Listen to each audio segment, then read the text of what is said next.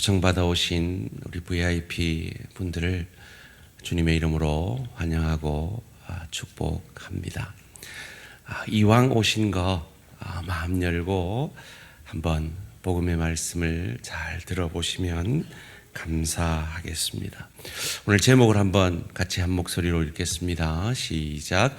하나님의 선하심과 인자하심. 제가 그림을 하나 보여드릴 텐데요. 우리 VIP 분들은 이미 들어오시면서 받으셨으리라 생각이 듭니다. 캔디 케인, 이 지팡이 캔디라는 겁니다. 여러분 참 생소하실지 모르겠는데 미국에서는 아주 이 캔디 케인이 유명합니다. 저도 코스코에서 유일하게 발견을 했는데요. 어제 설교 준비를 마치고 우리 여러분들에게 그 VIP들에게 나눠드리려고 코스코를 갔더니 코스코에 크리스마스 지났다고 다 떨어졌더라고요. 그래서 제가 포기할 수 없어서 쿠팡에 들어갔더니 새벽 배송이 있더라고요. 그래서 오늘 여러분 받으신 건 오늘 새벽에 받은 따끈따끈한 지팡이 캔디입니다. 계속 한번 그림을 띄워주시고요. 이 지팡이는 목자 대신 예수님이 짚으신 지팡이를 상징합니다. 그리고 이 지팡이를 거꾸로 하면 J가 돼요. J, 영어로 Jesus, 예수님을 상징하는 것이죠. 이 캔디의 하얀 부분은 죄 없으신 예수님, 선하신 예수님을 상징하고요. 이 빨간 거는 그 죄 없으신 예수님이 죄인인 우리를 위해 흘려주신 복의 피를 상징합니다. 그리고 저 캔디는 단단해요. 우리를 향한 하나님의 강한 사랑을 묘사하고요. 여러분 캔디를 먹으려면 어떻게 해야 되죠? 부서뜨려야 되잖아요. 저 캔디를 부서뜨릴 때 우리의 죄를 위해 그의 육신을 부서뜨리셔서 우리 안에 그 캔디가 녹아지는 것처럼 주의 사랑으로 우리에게 임하시는 주님의 은혜와 사랑을 보여줍니다. 코스코에 가서 저희 아내가 저 캔디 케인을 한 박스를 샀어요. 저희 아내가 인도하는 영어 성용부반과 함께 나누려고 샀는데 갑자기 저희 장모님이 뇌경색이 오셔가지고 지금 병원에 저희 장모님을 간병하느라 이 자리에 함께하지 못했습니다. 지난 월요일에 제가 저희 장모님을 문병 가서 휴게실에서 장모님께 손을 얹고 헤어지기 전에 간절히 기도를 해드렸어요. 그런데 제가 그 장면을 누가 보고 있을 거라고 상상하지도 못했습니다. 그런데 아내가 이제 교회에서 쓰려고 샀던 그 캔디 케인을 크리스마스 지나면 못 쓸 것 같으니까 그곳 병실에 있는 환자들과 보호자들에게 나누어 주면서 전도를 한 거예요. 어느 할아버지께 저 캔디 케인을 드리는데 그때 병실에서 어떤 남자가 할머니 몸에 손대고 기도하신 분 맞죠? 그러더래요. 예, 맞아요. 했더니 그 할아버지가 그 모습이 너무 좋고 부럽더라는 거예요.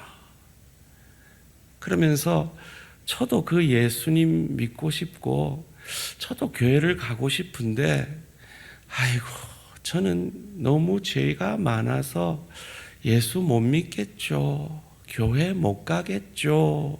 그렇게 말하더래요.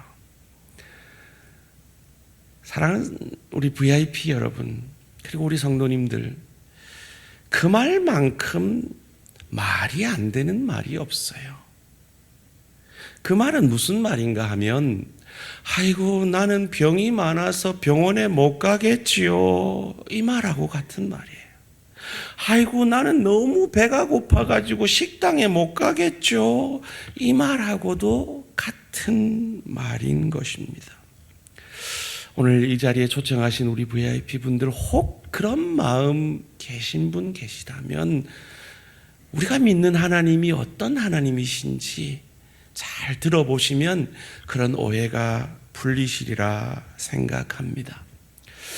우리가 읽은 이 시편 23편 말씀은 이스라엘의 2대 왕인 다윗이라는 왕이 쓴 글입니다.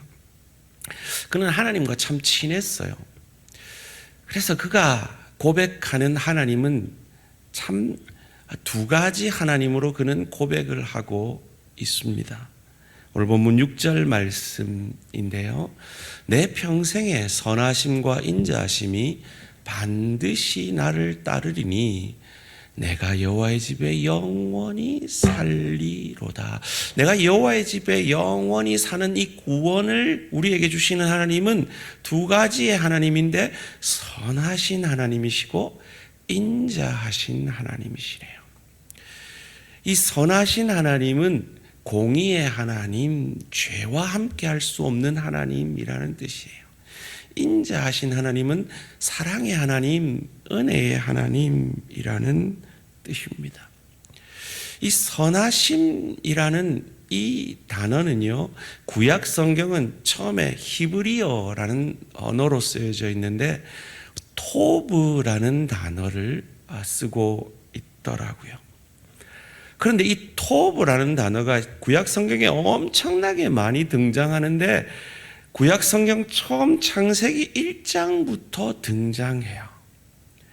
어떤 부분에서 등장하느냐 하면 하나님이 6일 동안 천지를 창조하시는데 창조하실 때마다 그 창조물이 보시기에 좋았더라 하는 그 좋았더라는 단어가 이 선하심이라는 단어와 같은 토브라는 단어더라고요.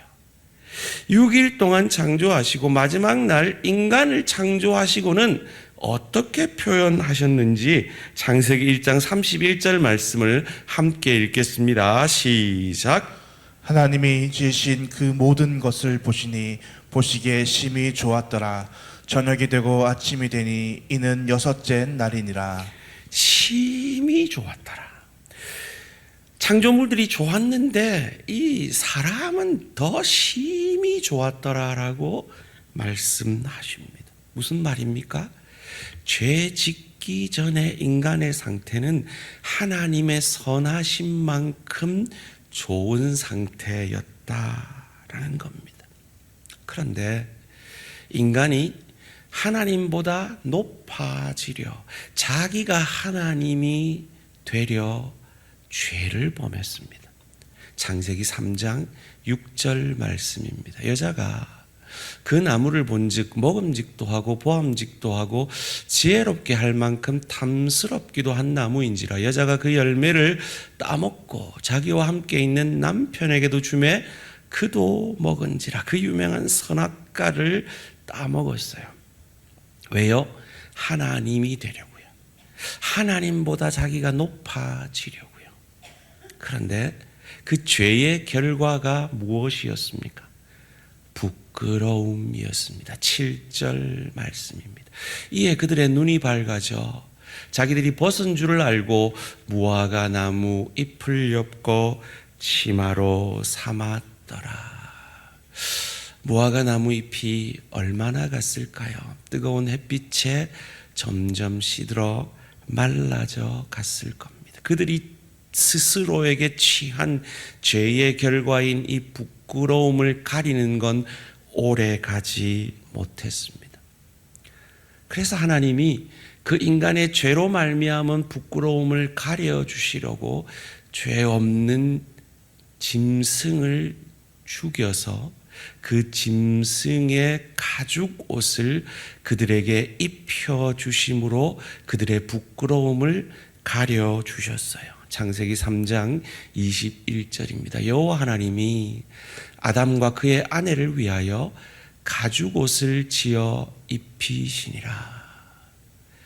이 가죽 옷을 그들에게 지어 입히기 위해서는 죄 없는 짐승이 죽어야 했어요. 바로 이것이 오실 메시아 구원자에 대한 성경이 말하는 첫 번째 예표의 사건입니다. 이 인간의 부끄러움을 가려주시는 하나님을 다윗은 인자하신 하나님이라고 오늘 본문 가운데 묘사하고 있습니다. 내 평생에 선하심과 인자하심이 반드시 나를 따르니 내가 여호와의 집에 영원히 살리로다. 이 인자하심이라는 단어가 바로 그 유명한 헤세드라는 단어예요.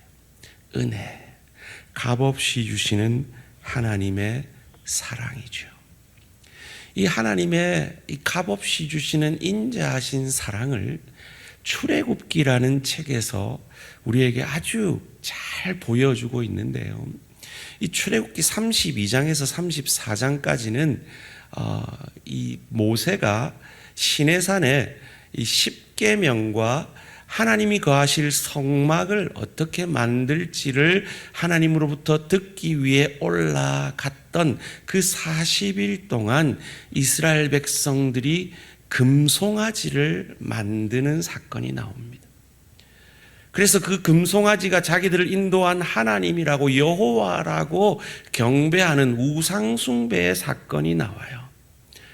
이 십계명을 받아서 모세가 내려오니까 그들이 그런 모습으로 우상숭배하는 모습으로 있는 거예요. 이 십계명을 온전히 두면 그들은 죽을 것을 알기에 모세는 그 십계명을 던져버려 깨뜨려 버립니다. 하나님이 노하시죠. 하나님이 가장 싫어하시는 게 우상숭배거든요. 그래서 하나님이 이 모세에게 말합니다. 저들을 다 멸하고 내가 새로운 민족을 일으키리라 라고요. 그때 모세가 어떻게 반응했을까요? 그때 여러분이 모세라면 어떻게 반응하시겠습니까? 그것을 통해서 여러분이 믿는 하나님이 어떤 하나님인지가 드러나는 것이죠. 모세는 하나님 앞에 그 진노를, 그들을 향한 심판을 거두어 달라라고 기도합니다.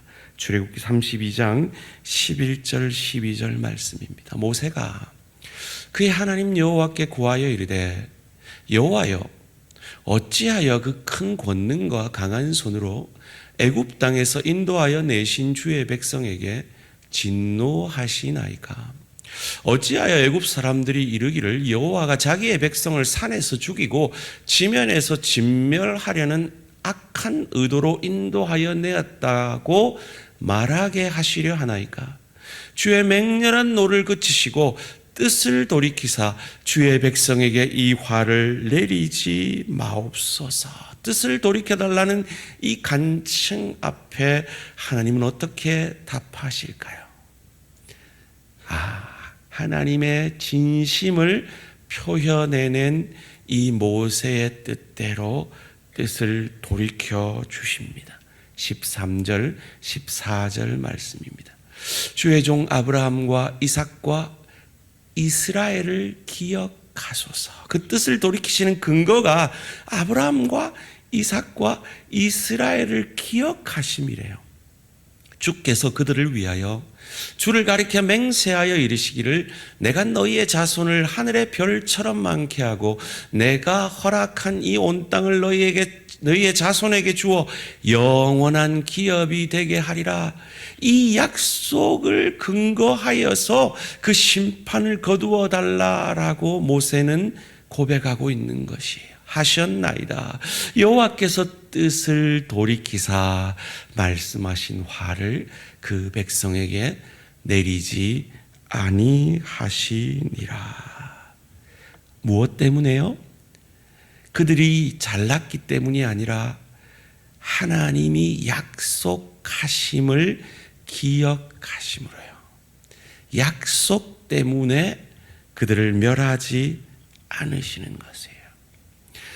그 약속이 무엇입니까? 창세기 12장 1절에서 3절 가운데 하신 아브라함을 향한 약속이에요. 여호와께서 아브라함에게 이르시되 너는 너의 고향과 친척과 아버지의 집을 떠나 내가 내게 보여줄 땅으로 가라.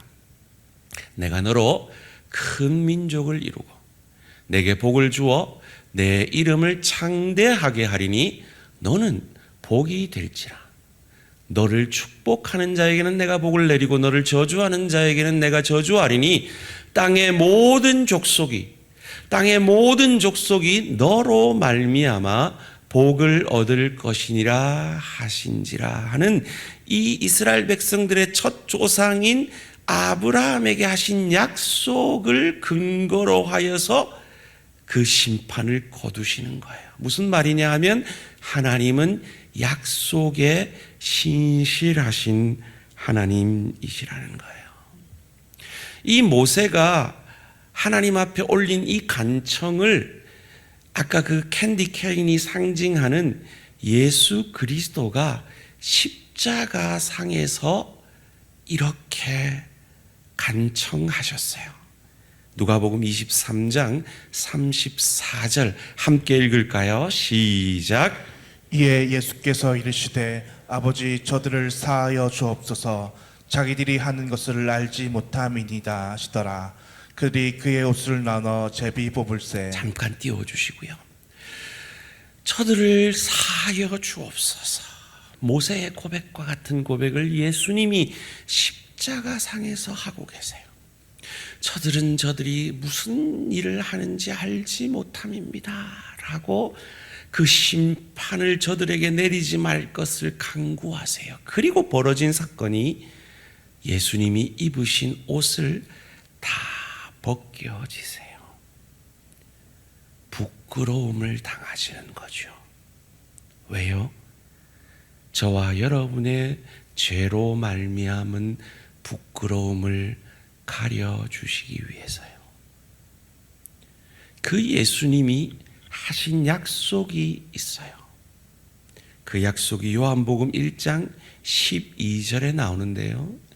이 우리를 위해 대신 부끄러움을 당해주신 그 예수님을 영접하는 자, 곧 그 이름을 믿는 자들에게는 하나님의 자녀, 부끄러움이 없는 하나님의 자녀, 천국 백성이 되는 하나님의 자녀가 되는 권세를 주셨으니라고 약속하셨어요.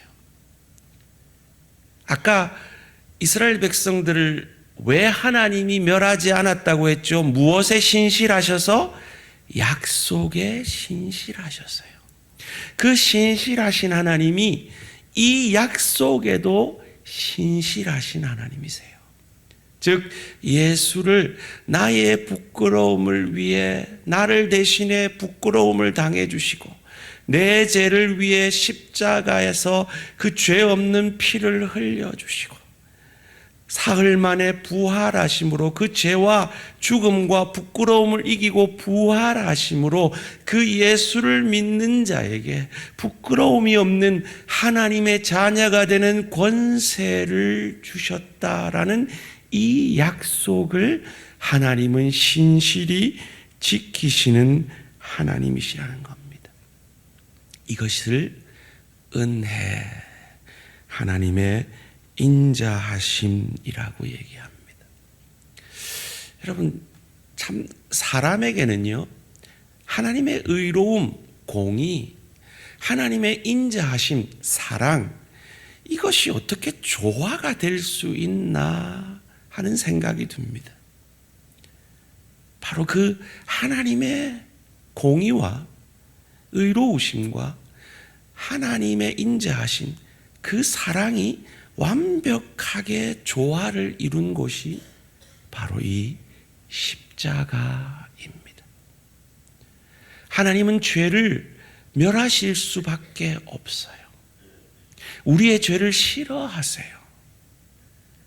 그런데 그 죄에 대한 심판을, 우리가 받아야 될 심판을 그의 아들 예수 그리스도에게 전가하셔서 그 심판을 그에게 내리심으로 우리를 사랑하심을 보여주시고 그 죽음에서 사흘 만에 그 예수를 살아나게 하셔서 죽음을 이기고 그 부끄러움을 이기고 죄를 이기게 하심으로 예수를 주로 고백하는 우리에게 하나님의 의로우심과 하나님의 인자하심을 온전히 이루어 주셔서 우리로 하나님의 집에 영원히 살게 하시는 그 축복을 내려 주신 것입니다.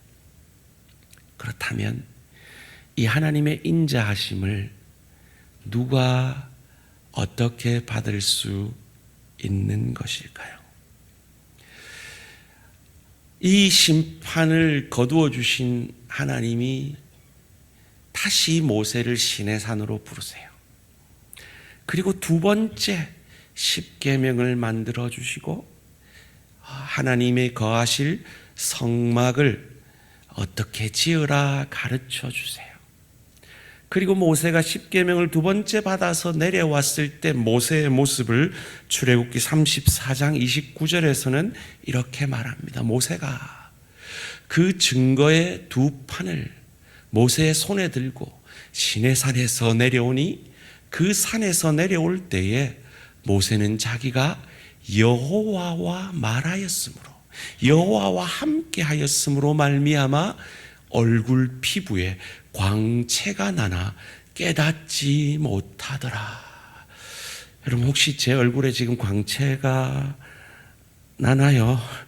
조명빨이라도 해서 좀 나나요?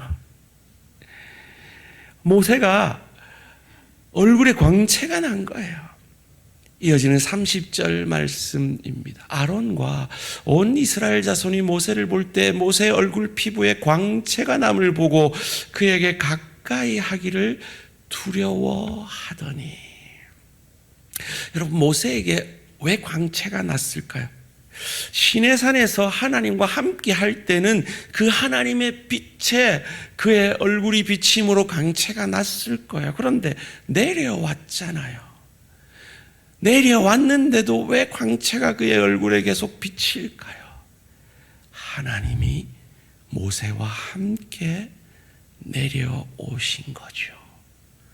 그런데요, 지금 하나님이 거하실 성막은 지어지지도 않았어요. 하나님이 거하실 곳이 없어요. 이스라엘 백성들은 하나님을 맞을 준비가 전혀 안 돼 있어요.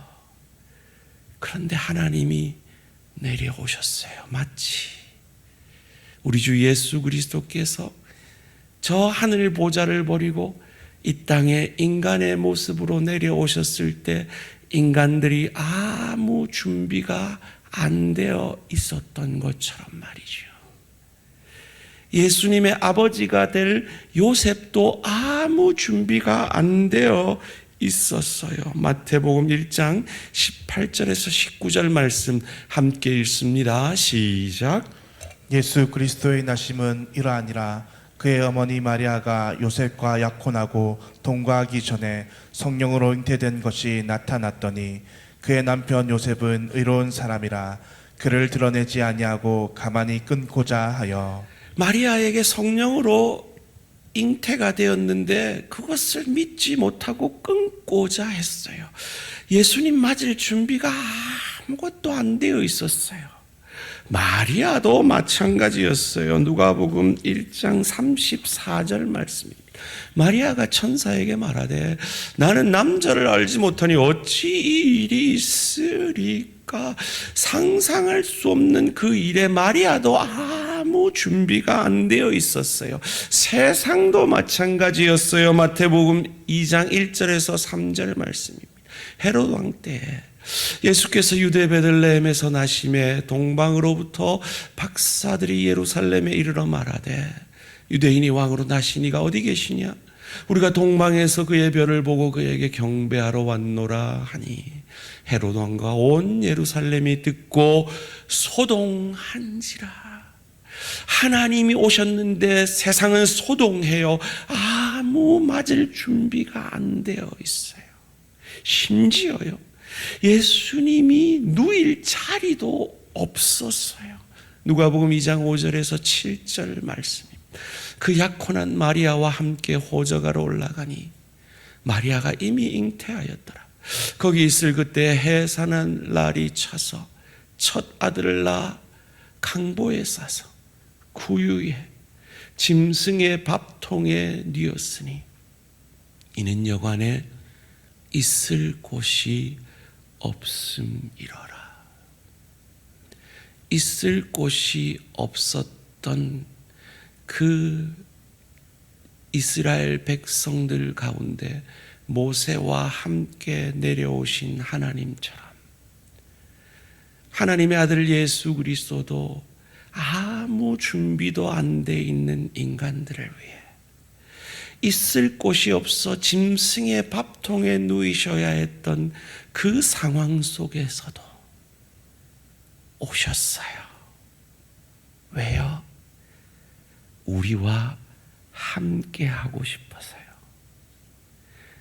오신 VIP들과 함께 하고 싶으셔서 하나님이 하늘 보좌를 버리고 이 땅에 오셨어요. 그것을 헬라어로 임마누엘이라고 해요. 한번 따라해 보실래요? 임마누엘. 마누엘. 중요한 게요, 잘 띄우셔야 돼요. 임마누엘 이러시면 안 되고요. 임마누엘. 시작. 임마누엘. 임 누구누구와 함께, 마누 우리와, 엘 하나님이 우리와 함께 하시기 위해서 아무 준비가 안 돼 있는 그것을 성경은 우리가 아직 죄인 되었을 때, 하나님과 원수 되었을 때, 우리를 향한 사랑 때문에 그 인자하심이 이유가 되어 우리와 함께 하시기 위해 이 땅에 오셨다라고 말씀하고 계십니다. 그것을 바울이라는 사람이 재해석해서 로마서 5장 8절에서 이렇게 말합니다. 함께 읽을까요? 시작. 우리가 아직 죄인 되었을 때에 그리스도께서 우리를 위하여 죽으심으로 하나님께서 우리에 대한 자기의 사랑을 확증하셨느니라. 우리가 아직 죄인 되었을 때, 예수님 맞을 준비가 아무것도 안 되어 있을 때, 저희 아내가 만난 그 할아버지처럼 예수 믿고 싶지만, 교회 가고 싶지만 나는 죄가 많아서 교회 못 가겠지요, 예수 못 믿겠지요 라고 하는 말은 이 하나님의 사랑을 몰라서 하시는 말이세요. 하나님이 용서하지 못할 죄인은 없어요. 하나님의 사랑과 은혜보다 큰 죄는 없어요. 그래서 저희 아내가 그 할아버지에게 이렇게 얘기했대요. 할아버지, 아니에요. 교회 가실 수 있어요. 예수 믿을 수 있어요. 교회 가세요. 어느 교회 갈까요? 수영로 교회라는 교회가 참 좋대요. 거기 한번 가보세요. 그랬대요.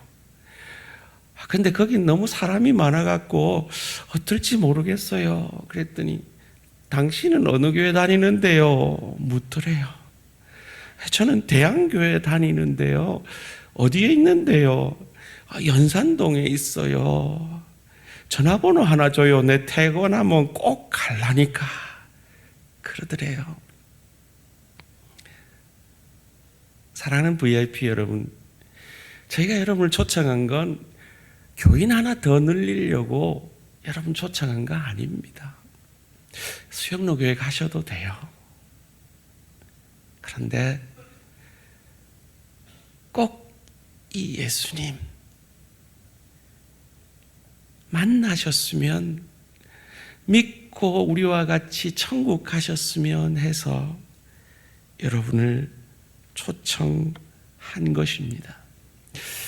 우리 VIP 분들 집에 가셔서 그 사탕을 뜯으실 거예요. 그리고 그 사탕을 먹으려면 깨뜨리셔야 되겠죠. 그때 기억하십시오. 여러분의 죄를 사하시기 위해 죄 없으신 예수님이 그렇게 깨뜨려 주셨어요. 부서지셨어요. 그리고 여러분에게 구원이라는 달콤함을 주시기 위해 녹아지셨어요. 그리고 여러분이 그 예수를 나의 주로 고백하면 더 이상 여러분은 죄인이 아니에요. 하나님의 자녀가 돼요. 더 이상 여러분이 과거에 지은 죄의 부끄러움으로 부끄러워하실 필요가 없어요. 그분이 우리의 부끄러움을 대신 감당해 주셨기 때문입니다. 그 예수님을 영접함으로 하나님의 자녀가 될 수 있는데요. 그건 기도로 가능해요. 이 시간 제가 기도문을 하나 읽어드릴 텐데요. 이 기도문이 마음에 드시는지 한번 생각해 보시기 바랍니다. 살아계신 하나님, 오늘 말씀을 통해 죄인들도 하나님께 나아갈 수 있음을 깨닫게 하시니 감사합니다. 죄인을 구원하시기 위해 우리가 아직 죄인 되었을 때 이 땅에 오신 예수님, 나의 죄를 위해 나 대신 십자가에서 죽어주시니 감사합니다. 이제 예수님을 나의 구주, 나의 하나님으로 내 마음에 모셔드립니다. 나를 다스려 주시고 나를 주님이 원하시는 사람으로 만들어 주옵소서. 예수님의 이름으로 기도합니다. 아멘. 이 기도문이 마음에 드십니까? 드신다면 이 시간 이 기도문을 진심으로 고백하시고 예수님을 구주로 영접하시면 예수님은 여러분의 부끄러움을 가려주실 것이고 여러분을 하나님의 자녀로 천국 백성으로 삼아 주실 것입니다. 이미 영접한 우리 성도님들 기도를 도우신다는 마음으로 함께 따라서 고백해 주시기 바랍니다. 기도 드리겠습니다.